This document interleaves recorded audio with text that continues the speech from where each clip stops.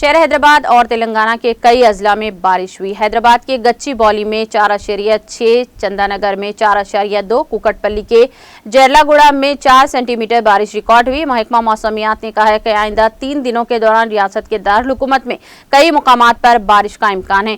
कल शब हुई इस बारिश के नतीजे में सड़कों पर पानी जमा हुआ और सुबह में लॉकडाउन में नरमी के औकात में कई शहरियों को मुश्किलात का सामना करना पड़ा।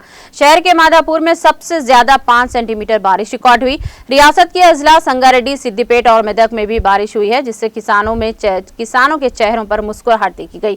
सिद्दीपेट में 3.65 मिलीमीटर, मेदक में 32 मिलीमीटर और संगारेड्डी में 20 मिलीमीटर बारिश रिकॉर्ड हुई। सिद्दीपेट जिले के चिन्नाकोडरू में सबसे ज्यादा 93 मिलीमीटर बारिश रिकॉर्ड हुई। गजवेल में 77.6 मिलीमीटर और कोंडापाका में 66 मिलीमीटर, दोबाग मंडल में 62 मिलीमीटर बारिश रिकॉर्ड हुई। बेशरोज जिले मेदक में धान की खरीदारी का अमल मुकम्मल नहीं हुआ है। धान की खरीदारी के मराकज पर लाई गई धान की इस बेमौसम बारिश की वजह से गीली हो गई।